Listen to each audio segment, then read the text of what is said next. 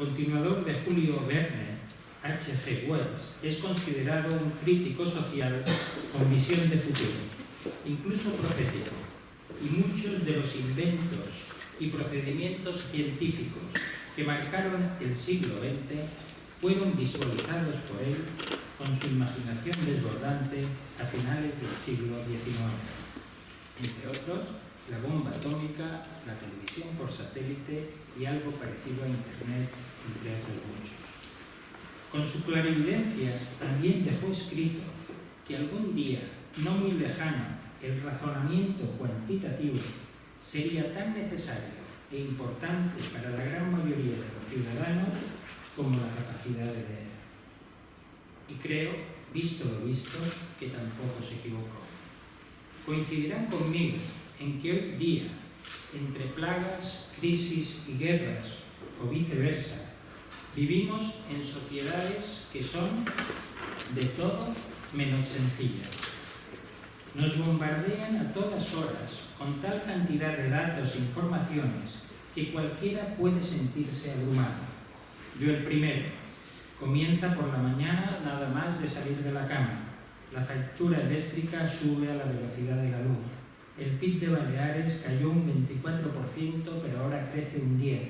La inflación descontrolada alcanza el 9,8%, la mayor desde 1985. El poder adquisitivo se ha erosionado un 20% en los últimos 7 años. La guerra de Ucrania amenaza 130 millones de empleo y cada 30 horas la pandemia genera 1 millonario y 1 millón de pobres. Son algunos titulares que hemos podido escuchar o leer en estos últimos días.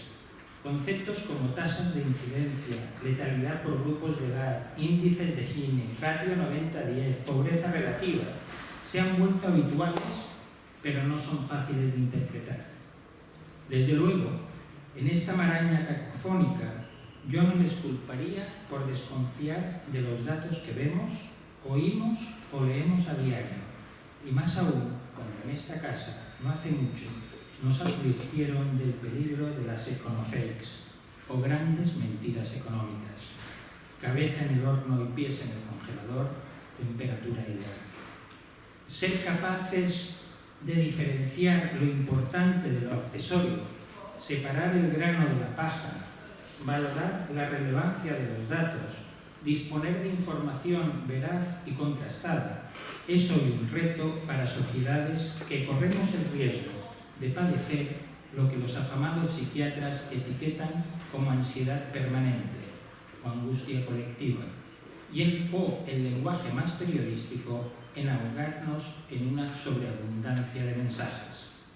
En las grandes inundaciones, lo primero que escasea es el agua potable, y en las grandes inundaciones de señales informativas, lo primero que escasea es la información potable. Así describe este fenómeno un gigante del oficio de la comunicación, Iñaki Gabilondo, que estará con nosotros dentro de 3 semanas, el próximo día 23 de junio. Lo bueno es que a pesar de la gran cantidad de información engañosa o incorrecta, también se produce material de calidad, de mucha calidad o de excelencia, y eso ayuda a mejorar la vida de las personas.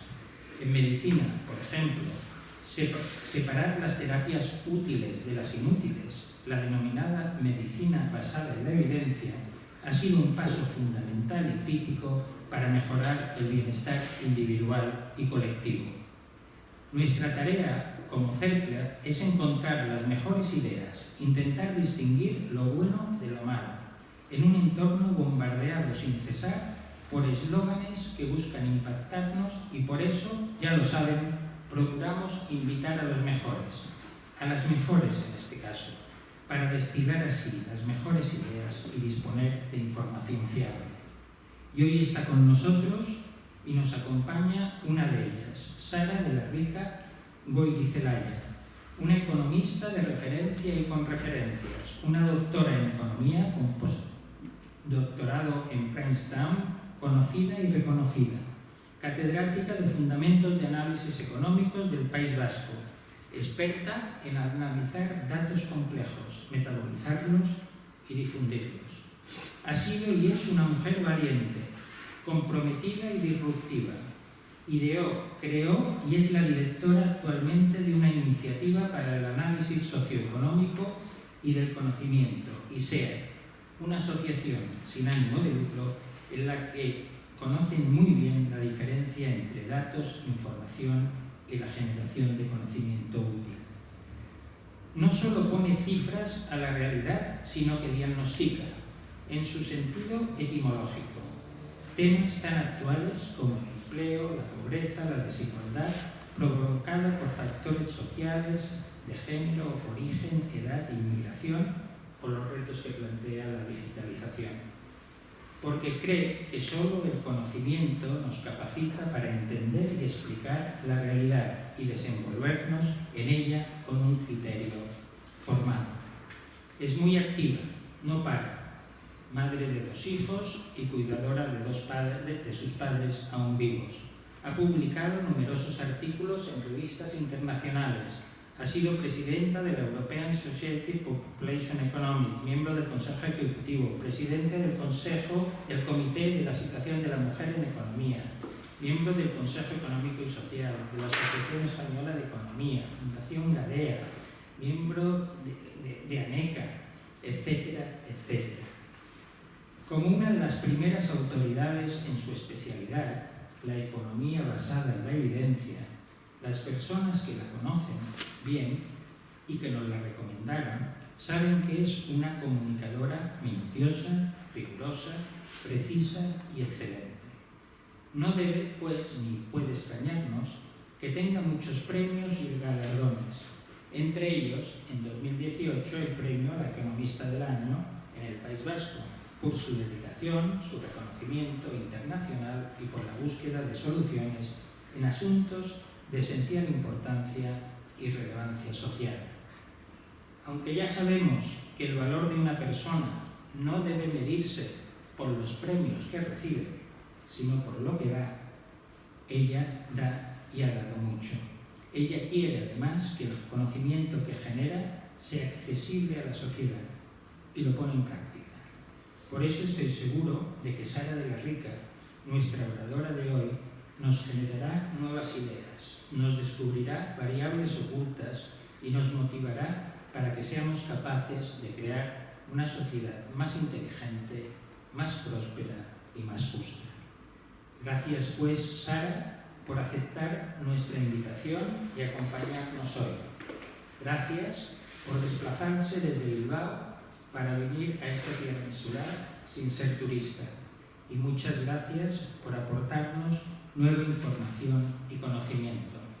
Sé que a todos los que están en esta sala nos complace darte la bienvenida a Mallorca y al Cercle de Economía y mostrarte nuestro aprecio por tu trabajo y compromiso en nuestro beneficio. Bienvenida, Sara, bienvenidos todos al Cercle de Economía de Mallorca. Muchas gracias.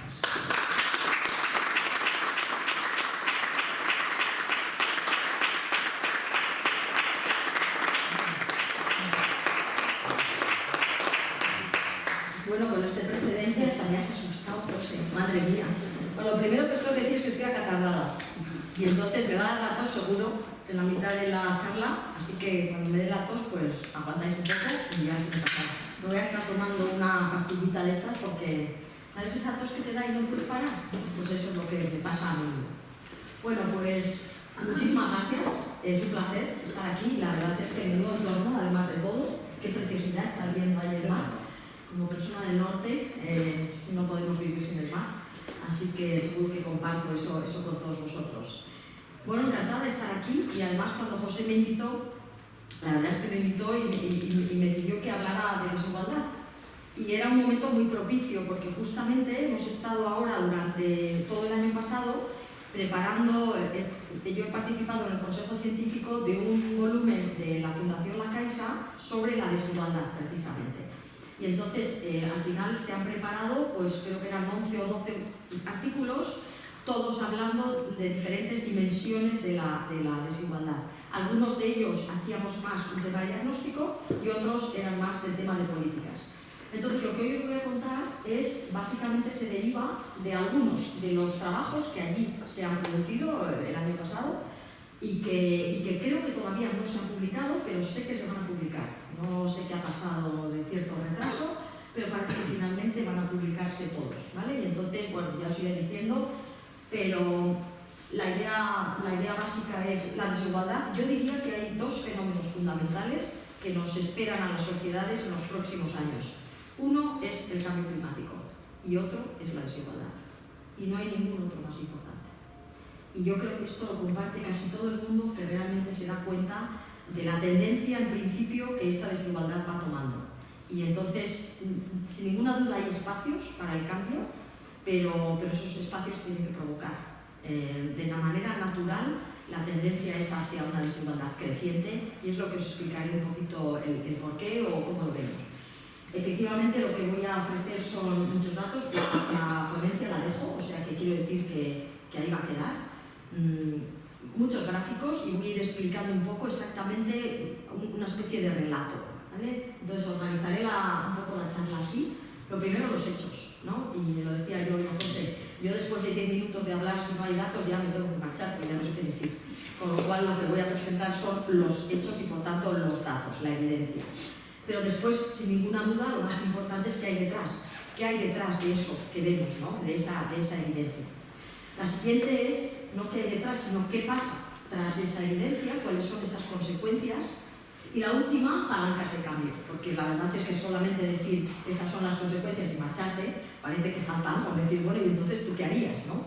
Bueno, pues voy a mostrar una serie de palancas de cambio que consideramos fundamentales para ese espacio de cambio que creemos que se tiene que producir, se debe de producir, y para el cual, sin ninguna duda, las administraciones públicas tienen mucho que decir, porque hay mucha política pública que se puede realmente apoyar para el cambio, ese cambio de tendencia.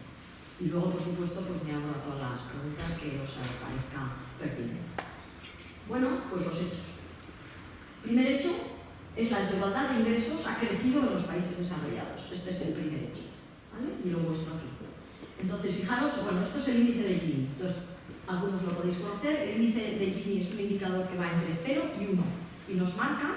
Es importante que os explique esto porque va a haber bastantes índices de Gini, porque de alguna manera, aunque hay otros que también explican otras dimensiones, es como un indicador sintético muy utilizado en todo el mundo y nos permite comparar muy bien unos países con otros. Entonces, el indicador es muy sencillo, es un número entre 0 y 1. 0 diría que no hay nada de desigualdad, es decir, si hablamos de ingresos, todo el mundo recibe exactamente los mismos ingresos. Y el indicador va creciendo la desigualdad hasta el límite 1, que significa que nadie tiene nada más que uno que tiene absolutamente todos los ingresos, ¿vale? De lo que yo esté hablando, digamos dentro de una tarta determinada. Bueno, pues el índice de Gini, vemos aquí varios países, vemos Francia, Alemania, Italia, y entonces, a partir de hecho no he mostrado una etapa posterior, pero en otro de los trabajos, hasta 1980 y tantos, el índice de Gini bajó desde la posguerra, desde la Segunda Guerra Mundial. Pero a partir de, que es lo que me interesa, esta época, los 90, empieza a subir el índice de Gini básicamente en todos los países. Es verdad que no en todos igual. Vamos a mirar en principio España, que es el nuestro, no había índice de Gini. Esto es de uno de los artículos, de Luis Ayala y Norma Cantó, que también tienen un artículo de este. Entonces, bueno, España tiene un índice de Gini, para que veamos un poco porque además luego voy a hablar un poco de Baleares, 0,33 anda España, ¿vale? ¿Quiénes son los países con mayor índice de Gini, mayor desigualdad? Los países anglosajones. Estados Unidos es el campeón de la desigualdad, es el de azul clarito, y luego viene este que es el Reino Unido. Y después ya tenemos otros países mucho más igualitarios, con índices de Gini menores, como por ejemplo Alemania, y luego están por debajo todavía los países nórdicos, ¿no? Algo que sabemos. Sin embargo, en todos, como vemos, más o menos, la tendencia está siendo creciente. En algunos más y en otros menos. Entonces, lo que voy a intentar es daros algunos hechos y explicaros luego, sobre todo en España, por qué sobre todo se produce la desigualdad. Y tenemos unos comportamientos anómalos y diferentes. Por tanto, lo que hoy voy a contar de por qué se produce la desigualdad en España no se produce exactamente igual en otros países, porque tiene muchísimo que ver con el mercado de trabajo, que es a lo que yo me dedico. Entonces, lo primero, bueno, que tengamos el dato de más o menos 0,30 y algo, y que hay una ligera tendencia creciente en la mayoría de los países. La segunda, España es un país en el contexto europeo, quitamos el contexto anglosajón, que son realmente los campeones, pero en el contexto europeo sí que es cierto que está entre los mayores, ¿vale? Entonces, esto es la media de la UE 27, que anda en el 0,3. Y entonces, como os he dicho, España tiene 0,34. ¿Quién está muy por encima o algo por encima? Pues tenemos Bulgaria, Lituania, Rumanía. Estos son países que tienen mayor desigualdad. Y los países menos desiguales son, como siempre, los nórdicos, que son siempre tienen un sistema social realmente muy redistributivo, pues siempre andan por la cola baja. Y luego está Alemania, entonces está Francia, está Polonia, o sea, tenemos bastantes países por debajo de nosotros en términos de desigualdad. Y vais a entender bastante bien enseguida por qué.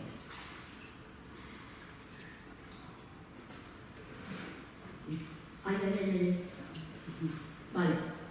Una cosa importantísima en España, y es que la desigualdad evoluciona de una manera muy parecida al desempleo en España. Es decir, es enormemente contracíclica. O sea que sube mucho la desigualdad cuando hay una recesión y baja mucho cuando hay una contracción. Y esto sí que es muy particular. Esto es muy particular de nuestro país. Fijaros lo que es esto. Está en dos índices diferentes. Esta es la tasa de desempleo en porcentaje. Por tanto, la tasa de desempleo, pues en el 2004, ¿os acordáis que estábamos en un momento buenísimo del ciclo hasta el 2008, que está ya la gran recesión? Sube muchísimo el paro hasta el 2013-14, que tenemos un pico, y a partir de ahí baja hasta ahora, ¿no? He cortado todo en pandemia, porque en el 20 tenemos cosas raras, aunque en algún caso os los voy a mostrar. Fijaros, absolutamente muy parecido, aunque en otra escala, porque es Gini, pero realmente fijaros cómo va completamente con el ciclo. O sea que se crea mucha desigualdad en España cuando se crea mucho desempleo y baja mucho la desigualdad cuando estamos en un momento expansivo. Y esto tiene muchísimo que ver con la manera en cómo España ajusta a las situaciones externas, ¿no? ¿Qué hace España? Contrata mucho en momentos expansivos y despide mucho en momentos recesivos, ¿no? Juanjo Dolado, que es catedrático de la Carlos III, solía decir, a mí me da un poco apuro, pero solía decir que nuestra economía es bulímica. O sea, absorbo todo, pero luego echo todo, ¿no? Y esto le pasa a nuestro país. Contrato mucho, pero después despido mucho. Y esta es una auténtica anomalía. Yo llevo 30 años trabajando en el mercado laboral y 20 años peleando por cambiar este tema de la temporalidad. Porque no hay ningún país que digamos, ajuste su mercado laboral de tal manera como el nuestro. O sea, es absolutamente instantáneo. Vienen mal las cosas, cojo a los temporales y les despido. Vienen bien, cojo a temporales y les cojo. Y hay una parte que le llamamos los insiders que no se tocan, que son los indefinidos. Y entonces esto es la famosa dualidad del mercado laboral. Pues esto es lo que provoca este ciclo de desigualdad laboral en España. Por eso es tan importante relacionar la desigualdad en España con el mercado laboral. En otros países, en cambio, si tú miras en Alemania, la tasa de desempleo anda en el 4 o 5% todo el tiempo. Y también ha tenido la crisis del 2008 y también ha tenido la pandemia. Da igual, no se mueve la tasa de desempleo. ¿Por qué? Porque tienen otros mecanismos de ajuste. Porque hay mecanismos que llamamos de flexibilidad interna, en la cual, por ejemplo, los ERTEs. Ahora mismo, afortunadamente, en la pandemia hemos, por primera vez, cosa que nadie nos imaginábamos, se ha utilizado un mecanismo que se llama flexibilidad interna. Y es, oye, no hay trabajo, pues vamos a ver cómo ajustamos, pero para no despedir. Porque además empleo que se pierde es muy difícil de volverlo a crear, ¿no? Entonces, bueno, esta es una anomalía. Yo no sé hasta qué punto con la reforma laboral esta anomalía se va a disminuir. Me temo que en algunos casos puede disminuir, me temo que en otros va a ser simplemente un tema cosmético. pero que si conseguimos pensar que el empleo debe ser algo más estable que tan coyuntural, pues probablemente lograremos que las desigualdades vayan también de una manera menos abrupta, ¿no? Que es lo que sucede aquí.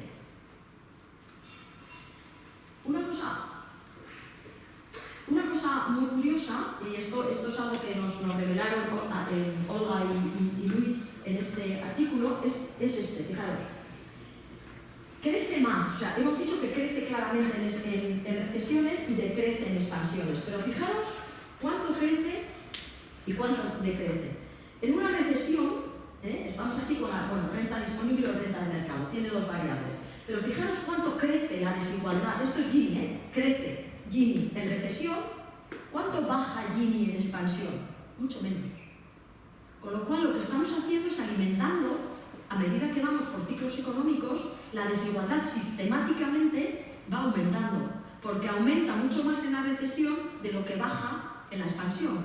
Con lo cual vamos generando un modelo que de manera sistemática va generando cada vez mayores desigualdades. Y esto es francamente preocupante, ¿no? Porque ciclos económicos va a haber siempre. Serán más largos, serán más cortos.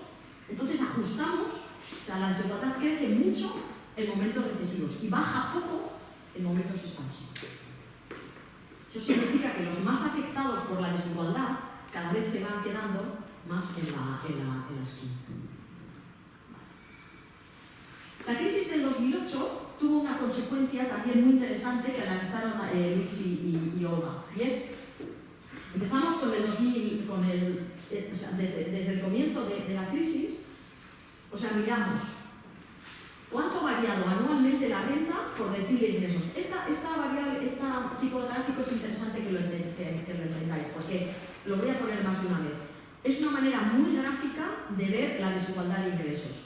Aquí cogemos a toda la población y la ordenamos desde el que gana menos hasta el que gana más, ¿vale? Entonces, ¿quién está aquí en el decir que gana menos? El 10% de los que tienen menos ingresos. En el decir 2, los que ganan entre el 10 y el 20. En el decir 3, los que ganan entre el 20 y el 30, ¿entendido? Por tanto, aquí están el 10% que tienen ingresos más altos. Esta es una manera muy buena de mostrar luego las desigualdades, con este eje aquí. Porque vas viendo qué pasa, y yo enseguida os lo voy a empezar a analizar el mercado laboral, qué pasa con la situación del mercado laboral en los diferentes deciles. Y entonces vamos a ver qué sucede con aquellos que están con ingresos muy bajos y qué sucede con aquellos que están en ingresos muy altos, ¿vale? Entonces lo que aquí se ha visto era que aquí tenemos, esta es una fase del 2007 a 2014, pura recesión en España. La gráfica morada. Entonces ese es todo el periodo. Fijaros que ¿quién perdió mucho? Perdió muchísimo, perdió de la renta el 4%, aquellos que realmente estaban en un decil muy bajo. Pierden menos, sensiblemente menos, los del 20, los del 30, es decir, que en esta crisis, que fue la crisis del 2008, perdieron mucho aquellos que realmente estaban ya en una situación muy mala, ¿vale? Este momento es el momento ya que capta también la recuperación, porque desde el 2007 hasta el 2019, ya es un momento del ciclo entero. Vemos que finalmente todos ganan algo, pero ganan más los que mejor estaban. Con lo cual, otra vez, lo que vemos es que en la crisis del 2008 claramente ha sido más desfavorable la evolución de la renta en aquellos segmentos que tienen menores ingresos. O sea que volvemos a ver que ante crisis, la crisis no afecta a todos por igual. La crisis afecta más a aquellos colectivos más vulnerables, que son los que tienen menos ingresos.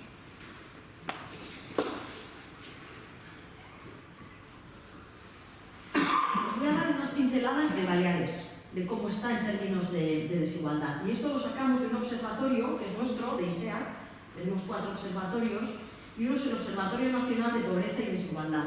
Y bueno, si entráis en ISEAC Lab, ahí lo tenéis, plantáis en Baleares y ahí está. Y hay índices de pobreza, índices de desigualdad, todas las regiones, está también el mapa. Entonces, lo primero que os he mostrado es cuál es el índice de Gini en 2020. Los más oscuros donde el índice de Gini es más alto, más desigualdad, ¿vale?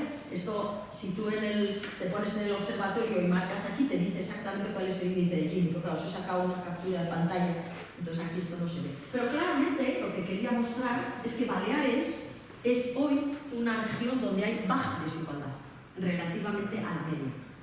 Y todavía más interesante es ver la evolución. Y esto igual, fijaros la evolución de Gini. Gini estaba en 0.32 en el 2008, en Baleares, ha seguido un poquito, esta es la media de España, ¿vale? La punteadita es España, todo el total. Entonces, como veis, hay dos características que a mí me parecen muy curiosas del mercado de la desigualdad de Baleares. La primera, que varía mucho más que la de España. Y la segunda, fijaros, desde el 2018, la bajada en desigualdad. Hoy en Baleares tenéis un Gini que prácticamente está a altura casi de los países más bajos, está entre 0,24. ¿Por qué? Porque el mercado laboral va muy bien en Baleares. Entonces lo que tenéis son dos elementos importantes. Primero, sois muy volátiles, lo cual es malo. Pero segundo, cuando las cosas van bien, realmente todo el mundo se beneficia. ¿Por qué? Porque hay mucho empleo. Como os he dicho, en España la desigualdad está enormemente relacionada con el mercado laboral. Entonces, si hay mucho empleo, la desigualdad baja. Y os ponéis en niveles bajísimos. Pero fíjate qué os pasa cuando estáis en un 2009-2010, donde efectivamente la crisis os afectó muchísimo y entonces sube mucho más que la media. Y fijaros el pico ahí hay un pico enorme en el 2018, que no sé qué es, pero realmente ahora el descenso es enorme. Entonces, claro, esto tiene muchísimo que ver, el Gini de Baleares tiene muchísimo que ver con la situación del mercado laboral.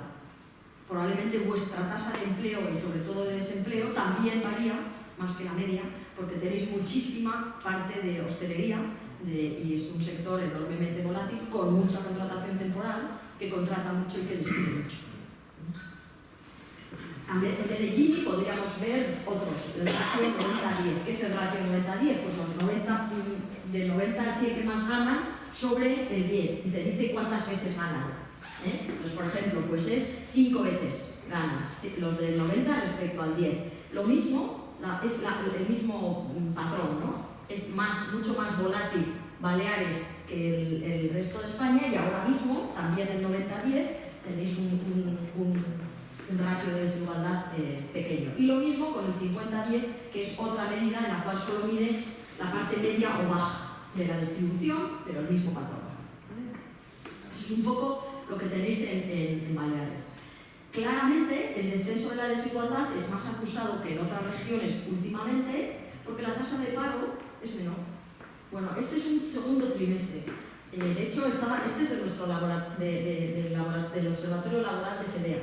Entonces, aquí, por ejemplo, la tasa de paro en Baleares ha ido claramente, a partir del 2012 sobre todo, muy por debajo de la tasa de paro de España. Pero es verdad que aquí habéis tenido el pico de la pandemia, que os habéis pusto al mismo nivel que la tasa de paro. Pero hasta el momento pandemia habéis estado con tasas de paro inferiores. Y eso ha provocado que tengáis un Gini más bajo.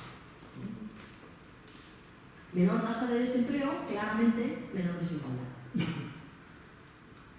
Vale, una vez que hemos mostrado los hechos, esta desigualdad creciente y además muy conectada con el mercado laboral, es donde voy a intentar entrar, que realmente detrás de esta desigualdad de ingresos lo que hay son desigualdades en el mercado laboral.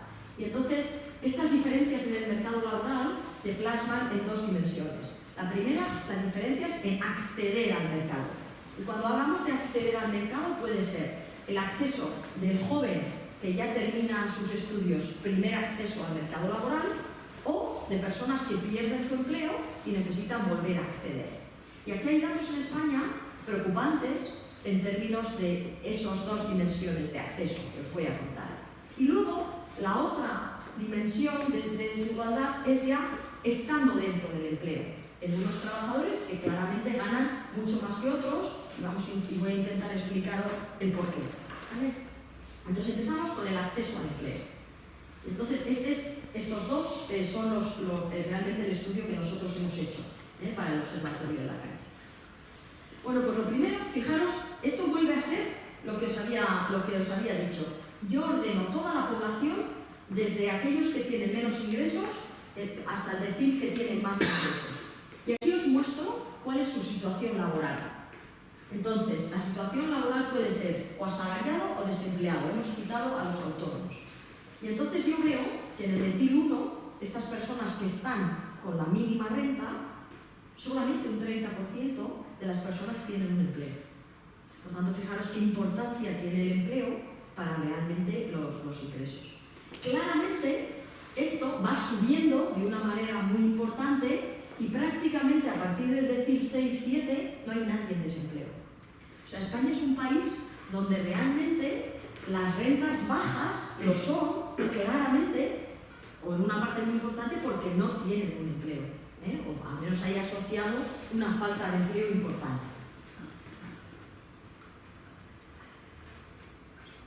Esto además está muy relacionado con el nivel educativo. Y esto es también muy interesante. Fijaros, aquí hemos puesto lo que hemos visto es qué porcentaje de personas están ocupadas en el 2019 y en el 1999, dependiendo, estos jóvenes, dependiendo de cuál es su nivel, el nivel educativo alcanzado. Y entonces aquí, por ejemplo, tenemos las más claritas son en 1999. Y esto es total, el azul, y jóvenes en rosa. Entonces, por ejemplo, en el 99 hay muy bajo porcentaje de personas que están ocupadas si son jóvenes, ¿no? Y esto va subiendo claramente a medida que van teniendo más educación. Este dato no sé por qué sale. Y lo he preguntado, pero no, yo creo que es un error. Esto son el total. Entonces, ¿qué porcentaje? Esto es, o sea, esto es bueno, os lo voy a explicar. O sea, cuando tú mides este es un ejercicio econométrico, ¿no? Tú mides la probabilidad de estar ocupado y te mide qué importancia tiene, al margen de todo lo demás, el tener un determinado nivel de estudios, ¿vale? Y entonces son importantes los efectos, son todos significativos, pero claramente han crecido mucho del 99 al 2019. Fijaros que hoy tener unos estudios, por ejemplo, superiores, son importantísimos para que un joven esté ocupado. Mucho más importante que lo que era aquí, porque este dato creo que está mal. Pero aún así, por ejemplo, para toda la población, 6,76 es el impacto respecto a 11,4, prácticamente el doble. O sea, la línea va creciendo porque la importancia de los estudios para estar ocupados va creciendo. Y además crece en el tiempo. O sea, cuanto más estudios tengas, mejor, y mucho mejor ahora que en el 99. Por eso una de las palancas de cambio que no hacemos más que decir es, yo suelo decir, no deberíamos dejar que ningún chaval abandone en secundaria. No deberíamos dejar. O sea, todo el mundo tendría que tener al menos una FP. O sea, tenemos que conseguir esto en nuestro país. Porque el que no tiene nada más y hace este abandono temprano está perdido. Está perdido y abocado a un trabajo absolutamente precario toda su vida. Esto es así. Entonces, al menos una FP primaria. Que de hecho, esto es una de las cosas que nos falta en nuestro país. O sea, tenemos en los otros países unos niveles de personas que hacen FP, digamos, la media, pues de un 20, un 25, en España es un 7. Así como la FP superior ya ha subido y estamos prácticamente en niveles europeos, la FP media en España prácticamente no existe y la necesitamos. Entonces, bueno, vemos además que tiene importantes accesos al empleo. O sea, que es importantísimo que realmente la gente alcance, si se puede, una FP superior universitaria, pero al menos una FP media, ¿vale? Y esto cada vez más importante con la automatización, con todo el tema de los cambios tecnológicos, cada vez más. Porque se va a necesitar ser más especialista. Siguiente, también es muy difícil acceder a un empleo cuando uno pierde el empleo e intentar volver, ¿no? Y esto especialmente les pasa a los jóvenes. Fijaros, esta es la tasa de desempleo de España con otros países, total, agregada, y la tasa de empleo de los jóvenes. Hablo primero de esta. Y volvemos a ver un poco lo que os comentaba antes de la desigualdad, ¿no? Pasamos hasta el 2007 con unas tasas de desempleo que eran relativamente pequeñas, de hecho alcanzamos el nivel, digamos, de convergencia con la mayoría de los países de Europa, que fue nuestro nivel más bajo, que fue del 8%, pero a partir de ahí llega la crisis, se dispara la tasa de desempleo, llega a alcanzar el 26% y ahora estamos en el 14%, ¿no? Como veis, muchísimo más volátil que cualquier otro país de nuestro entorno. No hay nadie que tenga estos gráficos. Y aún así llevamos desde 1984 que se generalizaron los contratos temporales con el ministro Almunia, que yo alguna vez luego le entrevisté, y le digo, oye, Joaquín, ¿pero cómo pudisteis hacer eso? Y ¿tú te crees que yo podía pensar que esto iba a durar 30 años? Efectivamente, se distorsionó completamente el mercado laboral en el momento que se dejó que se firmaran contratos temporales sin causa. Y entonces, a partir de ahí, se dejan de firmar contratos indefinidos y se empiezan a firmar temporales. Todo el tiempo y sin parar. Y entonces estamos todo el día firmando contratos, firmamos 1.200.000 contratos al año, 100 y pico mil contratos al mes. Es una barbaridad. ¿Y esto por qué? Pues porque se contrata y se despide continuamente. Y así la tasa de paro se dispara. Esto además, una cosa muy curiosa, es en la población joven es casi el doble. Y esto es un patrón regular en las economías desarrolladas. Si tu tasa de paro general es del 10%, la de los jóvenes es del 20%. Tal cual, ¿eh? En casi todos los países. Y fijaros que también es mucho más volátil. Bueno, pues efectivamente teníamos el 26, bueno, pues llegó al 40. Y está en el 14 y llega al 23. O sea, tenemos una tasa de paro juvenil que fijaros hasta muy alta. Claro, si la gente joven no puede acceder o accede, pero como tiene contratos temporales, vuelve a caer, ahí la desigualdad vuelve a abrirse. Aquellos colectivos que sufren esto. ¿Quiénes son? Pues muchísimo los jóvenes, ¿no? Por tanto, un problema enorme que tenemos en esta desigualdad es que está afectando mucho a esos colectivos con contratos temporales y estos son especialmente los jóvenes. Y el segundo problema con el desempleo, que a mí todavía me parece casi más preocupante, es el tema de la cronificación en el desempleo. O sea, cuando en España se cae al desempleo, es muchísimo más difícil salir que en otros países, ¿no? Fijaros cómo estamos en cronificación. ¿Qué es cronificación? Cronificación es que el porcentaje de personas que están desempleadas, dentro del colectivo de personas desempleadas, aquellos que llevan más de un año en esa situación buscando empleo. ¿Vale? Más de un año. Bueno, pues esta es la de España. No hay ningún país que tenga esta cronificación en el desempleo. ¿Vale? Entonces, en España tú caes al desempleo y no es tan fácil salir, porque no creamos suficiente empleo. Y porque hay colectivos especialmente dañados por esto. ¿Quiénes son? Los mayores de 45 años. Tenemos un montón de personas mayores de 45 años que cayeron en la crisis y que no han vuelto al empleo. No han vuelto al empleo porque nadie les llama, porque mandan sus currículums y nadie les contesta. Porque hay una cosa que pone que tengo 47 años y nadie les llama. Y me imagino que todos conoceréis a personas, yo a muchísimos, personas que no les llama a nadie, están como invisibles en la sociedad. Esa gente se cronifica en el desempleo y esos son hogares que viven con esas personas, en muchos casos cabezas de familia, 2 de cada 3 de los parados mayores que se cronifican en el desempleo son cabezas de familias. Fijaros el drama que es eso en una familia con el cabeza de familia en paro. Que además, una vez que te cronificas, la prestación por desempleo va decayendo hasta que desaparece. Y entonces tienes o prestaciones, digamos, de otro tipo o nada. Entonces, bueno, pues tenemos un problema enorme y esto sí que crea también una enorme desigualdad, porque esos hogares realmente se quedan fuera del mercado laboral y vuelven a ser esos hogares que se quedan en estos deciles de renta, mientras que los otros, ¿no? pues siguen mejorando. Por tanto, este es otro problema. También tengo que deciros que Baleares, o sea, yo he dirigido el Observatorio Laboral de CEDEA durante 8 años y cada trimestre veníamos datos nuevos de la EPA y teníamos que mirar, ¿no?, cuál era el porcentaje de desempleo de larga duración, que es esto. Y yo soy del País Vasco y siempre el País Vasco es el campeón. O sea, nosotros tenemos, el País Vasco tiene muy poco desempleo, mucho menos que los demás, pero el desempleo que hay está muy cronificado. Es decir, aquellos que han caído en el desempleo no salen. Entonces tenemos un 8% en vez de un 14%, pero aquel que cae en el desempleo lo tiene fatal. Vosotros, en cambio, estáis, o solíais estar alrededor de la media nacional, pero teníais muy poca cronificación en el desempleo. O sea que realmente yo creo que en parte es porque es una economía muchísimo más dinámica. Al tener todo el tema de turismo se crea mucho empleo, pues se destruye. Entonces no hay tanta gente que se quede atascada en el desempleo, porque aunque sean empleos precarios siempre es más fácil salir.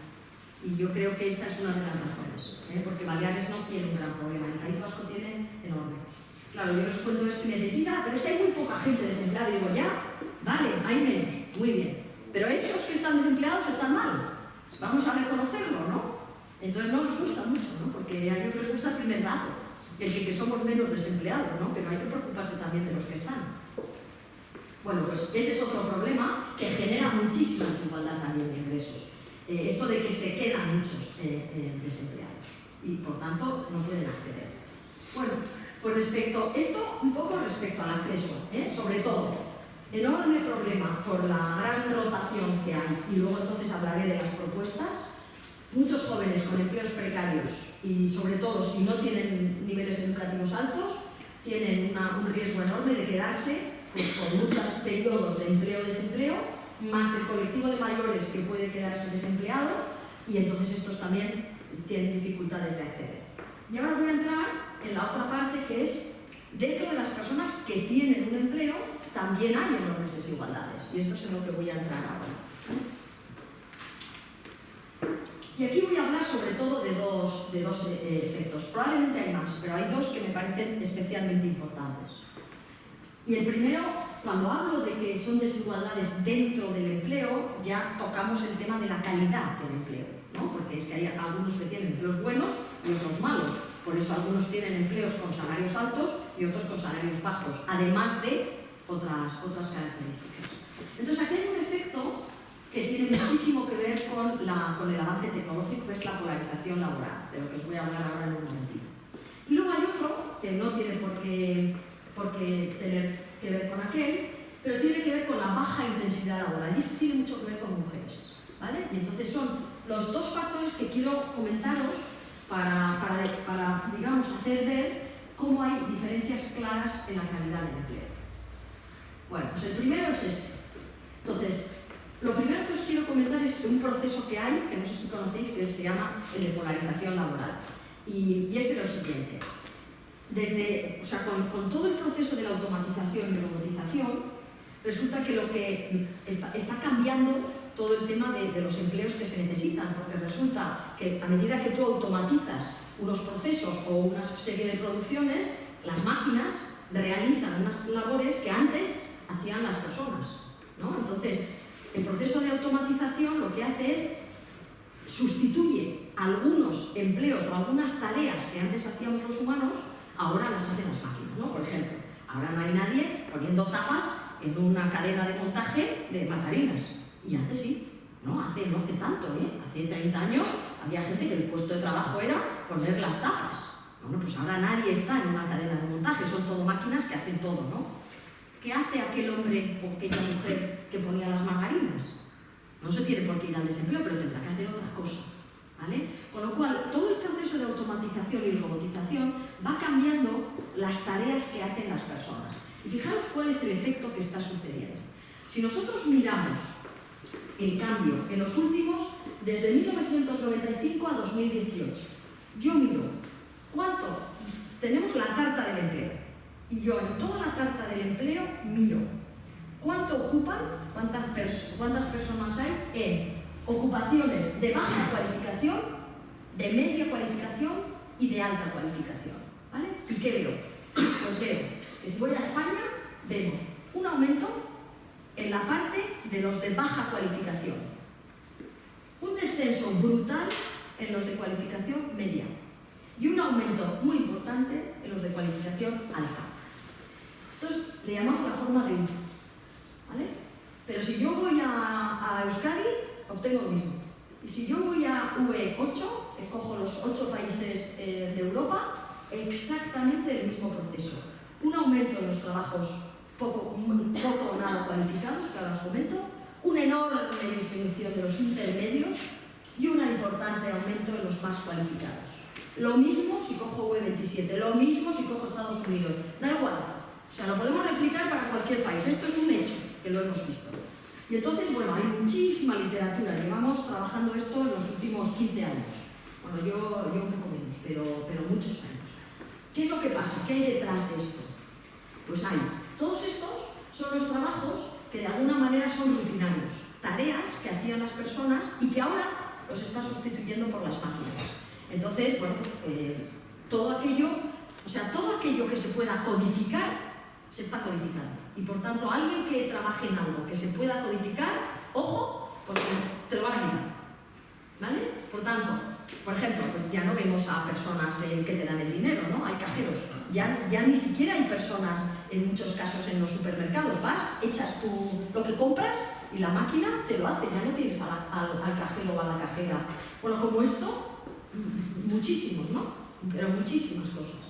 Entonces, hay un montón de empleos que los tenemos muy bien identificados, que realmente están perdiendo mucho peso en términos de empleo en la economía. Muchos. Y son todos aquellos que están siendo sustituidos por las máquinas. Esto es lo que antes hacía la clase media.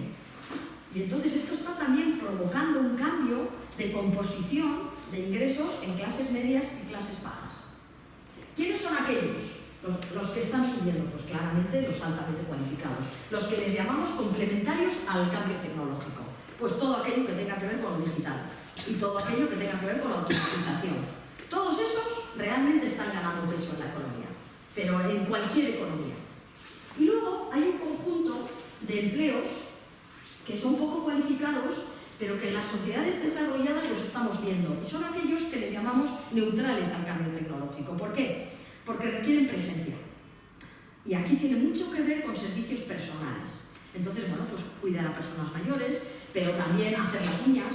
O estamos viendo, ¿cuánta gente estamos viendo? ¿Cuántas tiendas de estas que ahora hacen las uñas? Muchísimas peluquerías. Y es verdad que igual un día un robot nos corta el pelo, pero por ahora todavía preferimos ir donde alguien que nos corte el pelo. Entonces son trabajos que les llamamos neutrales al cambio tecnológico y que están creciendo. No tanto como los otros, pero están creciendo. ¿Pero qué es lo que sucede? Que estos trabajos están poco cualificados. Y aquí hay mucha gente de aquí que se está moviendo ahí. Entonces, ¿qué es lo que pasa? Que hay mucha oferta, como llamamos. Y entonces son trabajos que se pueden tener en condiciones muy precarias. Entonces, estamos con un conjunto de trabajos que están creciendo, pero son poco cualificados y tienen malas condiciones laborales. Estos van muriendo y aquellos son los verdaderos ganadores. Entonces, aquí hay, estos pierden. Estos tienen su empleo, pero en condiciones precarias. Y estos son los ganadores. Con lo cual, ¿qué pasa con la desigualdad de ingresos? Que se ensancha. Porque vemos a gente con unas condiciones laborales increíbles, increíbles. La gente que está en estos momentos en los sectores, digamos, de computación, yo de verdad me pasmo de las condiciones laborales que tienen. Por supuesto, teletrabajo. A mí no me digas a mí que yo tengo que ir a trabajar porque me marcho. Y se van. Y las empresas están muertas de miedo porque se les van los programadores y necesitan. Y tienen unos salarios enormes, unas condiciones laborales buenísimas. Las conozco, con nombres y apellidos. Y esos son los verdaderos ganadores. Y esos hoy en día están muchos viviendo, que podrían estar viviendo aquí, porque esta es una región absolutamente fantástica, trabajando para una multinacional polaca que hace un frío que te mueres. ¿Y para qué voy a trabajar yo en Polonia? Pues me vengo aquí. Y están trabajando donde les da la gana, como les da la gana y con muy buenas condiciones. Es así. Y esos, el problema es que no son muchos. Ese es el problema, ¿vale? Y entonces, claro, tenemos esos frente a este otro grupo y por tanto la desigualdad se ensancha a no ser de que seamos capaces de llevar sobre todo a algunos de estos hacia acá, sobre todo a la gente joven. Porque tampoco hace falta ser el programador del último software increíble, hace falta estar alineado y por tanto más o menos estar, al menos ser usuario. Luego habrá gente que tenga que hacer el tema más técnico, ¿no? Pero alrededor de todo el tema del cambio tecnológico hay también muchos empleos, hay muchos empleos. Por tanto, este es un fenómeno que existe en todo el mundo y es que el mercado laboral se ha polarizado y claramente se polariza entre buenos y malos empleos. Y los del medio desaparecen. Y entonces esto aumenta claramente la desigualdad de ingresos. Y esta sí que es una tendencia que va más. Y esto sí que es preocupante. Mientras no seamos capaces de acompañar a la gente menos cualificada que vaya realmente hacia esos empleos que están emergiendo y que realmente tienen buenas condiciones laborales. Por tanto, tenemos un reto enorme, ¿no? Enorme de formación y de recualificación, que luego lo comentaré. Bueno, el segundo que os quería comentar, que también tiene que ver con la calidad del empleo, es sobre la baja intensidad laboral. Y esto es algo que mucha gente le da muy poca importancia. Y a mí me parece que tiene mucha importancia, sobre todo cuando hablamos de desigualdad de ingresos entre hombre y mujer. Y aquí os vuelvo a poner, fijaros, volvemos a hacer esto, ¿no? Los deciles, estos son los que más ganan y estos son los que menos ganan. Y entonces aquí lo que hacemos es, el hombre a tiempo completo es el rosa fuerte y el hombre a tiempo parcial es el rosa suavecito. La mujer a tiempo completo, el azul fuerte, la mujer a tiempo parcial, suavecito. ¿Cuáles son los suavecitos?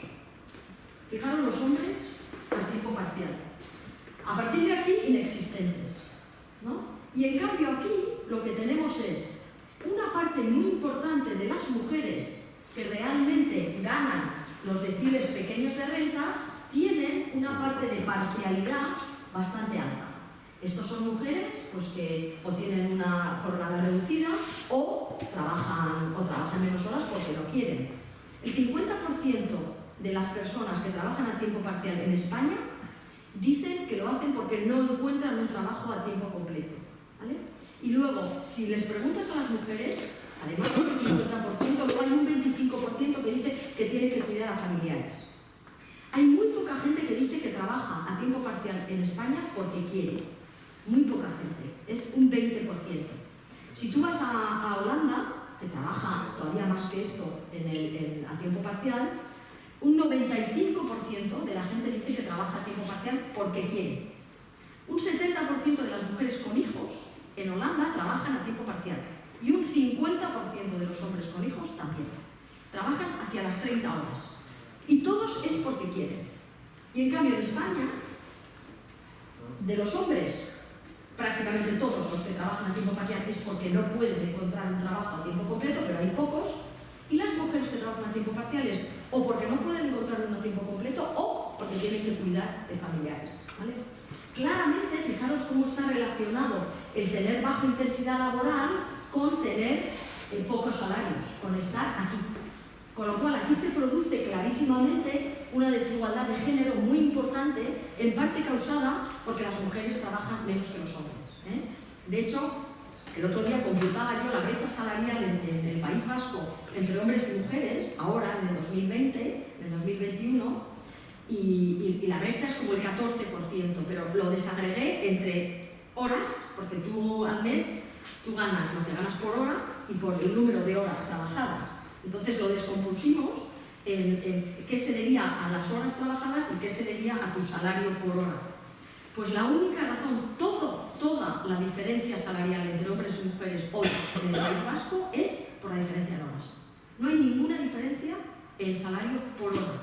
Entonces esto es algo que la gente no hace mucho caso, pero que realmente si queremos quitar ciertas brechas, desde luego hay que acometer. Y en este caso también, porque está provocando entre mujeres y varones unas desigualdades de ingresos debido a esa baja intensidad laboral, que además es poca calidad porque las mujeres querrían trabajar más. Otra cosa sea que sea Holanda y que digan, no, es que yo prefiero esta jornada reducida porque me da la gana. Pues fenomenal, pues ya está, pues estupendo, yo también quiero trabajar 20 horas en vez de 40, a mí me encantaría, ¿no? Y si lo puedo, pues igual lo hago, pero que no lo tenga que hacer o por cuidado de hijos o porque no puedo encontrar un trabajo a tiempo completo, ¿eh? Por eso en España la parcialidad es preocupante, porque es no deseada, ¿vale? Por tanto, entre las mujeres y varones aquí vemos esta diferencia. Y también hemos mirado un poco el tema de jóvenes, y aquí hemos hecho también una estimación, y ser joven disminuye la probabilidad de tener un contrato a tiempo completo. O sea, el hecho de ser joven, haciendo una estimación. Por tanto, los jóvenes también tienen un problema de baja intensidad laboral que también es no deseada, ¿eh? ¿Por qué? Pues porque trabajan en trabajos precarios. pues igual una serie de horas, pero no a jornada completa. Esto provoca también, por tanto, una baja intensidad laboral en algunos colectivos que claramente incide en tener una baja calidad en el empleo. Bueno, consecuencias hay muchas, pero hay una que me parece muy importante y es la pobreza. Cuando hay mucha desigualdad de ingresos, lo que tienes es un colectivo que puede acabar siendo pobre. Y fijaros si lo tenemos. Esto es España y aquello es Baleares. Esto es la incidencia de la extrema pobreza. La extrema pobreza es hogares que ganan menos, o sea, cogemos a todos los ingresos de todas las personas que ganan en un país y cojo al individuo, exactamente al individuo mediano, que es aquel que tiene el mismo número de personas que ganan más con las personas que ganan menos. Vale, pues ¿a quién se considera extremadamente pobre? Se considera extremadamente pobre aquel que gana menos de un 30% del individuo mediano. ¿Vale? Ese individuo que está en el medio, si tú ganas menos del 30% de lo que gana ese individuo, digamos que hay consenso en decir que estás en extrema pobreza. Y esta es digamos, una definición internacional. ¿Vale? Bueno, pues en España, en 2008, que estábamos en un momento muy álgido, pues estábamos con un 7,5% de hogares en extrema pobreza. Pocos, relativamente pocos. Llegamos en el pico de la crisis, que estaba fatal, en el 2013, 2014, llegamos a tener más de un 11% de hogares en extrema pobreza. Y luego esto, con la recuperación, también como tiene tanto que ver con el empleo, pues efectivamente bajó y luego hemos tenido el piquito de la pandemia. Baleares, bueno, vuelve a ser un carrusel. Tanto la desigualdad como el empleo, como el desempleo, como la pobreza, para vosotros es un carrusel, porque tenéis muchísima rotación laboral. Y entonces, lo que también es verdad es que os ha llegado a afectar, en el caso de la crisis, pues fue subiendo hasta alcanzar un pico incluso mayor que toda la población, ¿vale? La extrema pobreza. O sea, habéis llegado a tener un 18% de hogares que realmente ganaban menos de un 30% del individuo mediano. Pero ahora estáis en una situación también de pobreza muy pequeña. Estáis prácticamente como estaba España en el 2008, que vuelve a tener que ver con la baja desigualdad y que vuelve a tener que ver con que hay muchísima gente en el empleo. Entonces, bueno, la sensación que me da, yo no conozco bien vuestra comunidad porque nunca he hecho ningún estudio a fondo, pero la sensación que da es que el gran problema que tiene vuestra comunidad es la volatilidad en el empleo y que efectivamente pues, se genera un empleo relativamente precario asociado a un turismo pues, que es masivo, pero que probablemente a los trabajadores pues, no les renta los suficientes salarios, ¿no? Porque es un trabajo poco cualificado. Por tanto, esto es un problema. La desigualdad por sí misma, de hecho hay gente que defiende la desigualdad, ¿no? Y de hecho, bueno, hay toda una literatura, ¿no? Si la desigualdad proviene del esfuerzo o la desigualdad proviene de las circunstancias, ¿no?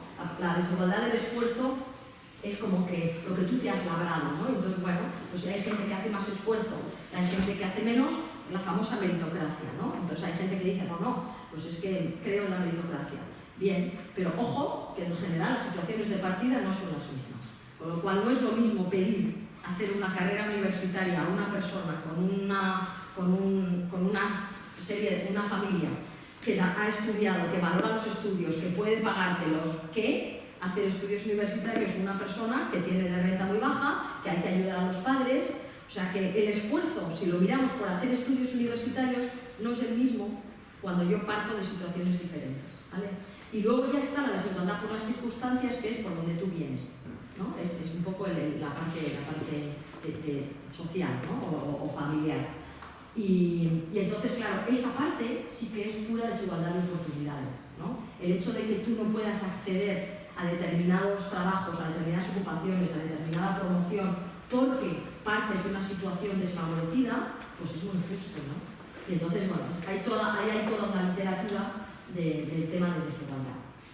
Bueno, y entonces, para ya no aburrir mucho más, voy a señalar una serie de palancas de cambio en las que yo creo que habría que trabajar para disminuir la desigualdad en general en España. No sé si esto va a ser o no aplicable para Baleares.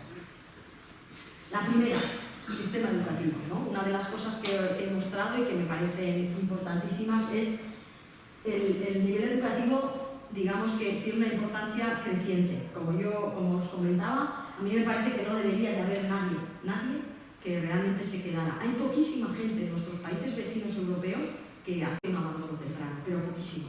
Ya no digo fracaso escolar, que prácticamente no hay nadie en los otros países europeos. Fracaso escolar es cuando no terminas la educación obligatoria.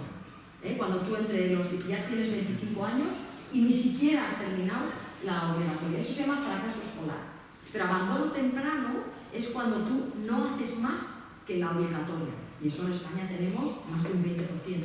¿Vale? Y a todos esos que no acaban, que no hacen nada más, deberíamos de ser capaces de canalizarles al menos a una FP media. A mí me parece que aquí la FP va a jugar un papel fundamental en toda la parte de modernización de nuestro país, que necesitamos realmente recualificaciones. A mí me parece que la FP ha dado un paso adelante, al menos en varias regiones, y no todas las FP, pero una parte sustancial, poniéndose de mano de las empresas y realmente formando a chavales para esos empleos emergentes. Ahí la universidad nos estamos quedando completamente atrás. Somos como un dinosaurio que no hay manera de mover el timón, y el timón hay que moverlo. Y yo creo que la FP está siendo más ágil. A mí me da muy buenas sensaciones que así como la FP antes se consideraba para los malos estudiantes, hoy en día en la FP media hay muchísima escasez. Muchísimos chavales quieren ir a FP media y lo que hay es escasez de oferta. Lo cual me parece bueno, porque lo primero que hay que hacer es que la gente quiera ir. Pues si no quiere ir, ¿para qué tienes FP media? Y lo que ahora hace falta es que se dé cuenta el gobierno, porque estamos hablando de educación pública, que efectivamente hay que dedicar recursos a dotar de más plazas para FP media, porque creo que puede ser una salida muy importante para capacitar a los chavales que se nos están quedando atrás. Que empiecen con una FP media y a poder ser que sigan con una FP superior. Y si además hace la dual, que está siendo una prueba de éxito, en la cual están conviviendo en parte con las empresas, tienen luego muchísima probabilidad de quedarse. Que hay un montón de personas que luego se quedan ya en la empresa, con lo cual ya se les liga el empleo. Con lo cual, para mí esto es absolutamente urgente y fundamental. Esta es la primera palanca de la que yo creo que España no nos podemos olvidar, porque somos los campeones en abandono temprano, los auténticos campeones. También hay algo ahí que ver, que no quiero entrar hoy, pero es el tema de la repetición. En general, la gente que hace abandono temprano son repetidores. Y el tema del repetir en nuestro país es un problema, porque se repite muchas veces por mal comportamiento más que por un tema de capacidades. Y entonces, bueno, mal comportamiento en general tienen personas pues, que normalmente vienen de situaciones familiares complejas. Entonces, bueno, hay que darle una vuelta a esto. O sea, no se puede coger y chavales que repitan por mal comportamiento porque están en la antesala del abandono temprano. Entonces, bueno, parece que también esto se están dando cuenta y, bueno, pues que haya diferentes mecanismos que no te lleven a la repetición. ¿Por qué no dotar de apoyo? ¿No? Apoyo a los chavales, que efectivamente esto se está demostrando que tiene buenas consecuencias, ese apoyo a las personas que van mal, para que al menos terminen y después se enganchen con una FP que realmente sea más moderna y esté más, que no tenga tanto que ver con el estudio, digamos, tradicional, ¿no? Que tenga más que ver con el ir haciendo, aprendiendo haciendo, que igual hay chavales y chavalas que se les da mucho mejor. Por cierto, el abandono temprano tiene muchísimo que ver con el abandono. Hay muy pocas mujeres en abandono temprano y hay muy pocas mujeres con fracaso escolar. O sea que es un tema muy masculino, muy masculino. Bueno, primera palanca, por tanto. La segunda, necesitamos crear más empleo. Creamos mucho menos empleo que los países de nuestro entorno. No tenemos la misma capacidad. Y creamos menos, por tanto, menos riqueza. ¿Y eso por qué? Pues lo primero, porque invertimos muchísimo menos en I+D, muchísimo menos, y además cuando tenemos una crisis realmente se desploma la inversión en I+D, cuando tiene que ser algo totalmente sostenido y no puede venir afectado por los ciclos económicos. Y tenemos claramente que modernizar el tejido productivo, porque si tenemos un tejido productivo tan pequeño y poco moderno, no crea empleo, porque no somos competitivos y estás justamente viviendo en el día a día a ver si llego, ¿no? Entonces, o modernizamos el tejido productivo y por tanto invertimos en I+D o no va a haber manera. Y claramente tenemos que fomentar el crecimiento de las empresas. Tenemos en España demasiadas empresas demasiado pequeñas. Y no es que nuestras empresas muy pequeñas sean menos productivas que las empresas muy pequeñas de otros países, no. Básicamente las productividades son similares, son menos productivas que las grandes. Lo que pasa es que nosotros tenemos muchísimas más. Entonces, miramos la productividad nuestra de las pequeñas empresas con las de Alemania, son las mismas, es la misma la productividad. Pero es que Alemania, su tejido productivo sobre todo va de medianas empresas, de las de 100, 250 empresas, y ahí ya la productividad es mucho más alta. Entonces, hay algo en nuestro sistema que impide crecer. Bueno, hay trabas a ser mayor, hay trabas a ser grande, hay más requerimientos, hay más exigencias, y probablemente esto nos lo tenemos que plantear. Y esa es otra. Para crear una empresa, yo no sé quién decía, el otro día veía en algún estudio, que falta 57 pasos en España y 3 en Holanda. Y además los 3 de Holanda son online y se hacen en un día. Y nosotros tardábamos en los 57 pasos de media, no sé, 2 meses y medio o algo así. Por supuesto, pasándote los 2 meses y medio de institución a institución. O sea, hay trabas administrativas para crear una empresa. Pero esa es otra, la siguiente. Por tanto, tenemos que crear más empleo y creo que esta es una palanca importante. La tercera, aumentar la productividad laboral, ¿no? Tenemos más baja productividad laboral en general, en parte, como hemos dicho, porque tenemos empresas muy pequeñas. Y aquí yo lo veo que tenemos en el cambio tecnológico una oportunidad excelente, ¿no? Porque realmente nos van a venir muchos fondos que, si los articulamos bien, seremos capaces realmente de modernizar el tejido productivo. Se están produciendo muchos grandes proyectos que aunan empresas grandes con empresas pequeñas. Es verdad que probablemente todos tenemos muchas reticencias respecto a si se van a gastar o no se van a gastar. Yo lo que sí veo es que hay proyectos muy buenos, y que meten a muchísimo tejido. Y yo creo que esto es una oportunidad. Y bueno, pues el vaso se puede ver medio lleno, medio vacío. Bueno, pues yo hasta que no lo vea vacío, lo veré medio lleno, porque de alguna manera también es importante que intentemos todos remar. Por tanto, claramente necesitamos mejores empleos y para más trabajadores, ¿no? Que tiene también que ver con... Aquí hay una cosa muy importante, y es que una de las cosas que necesitamos es, con este cambio que os he comentado de que las tareas van cambiando, hay toda una necesidad del fenómeno que se llama reskilling, que es la recualificación.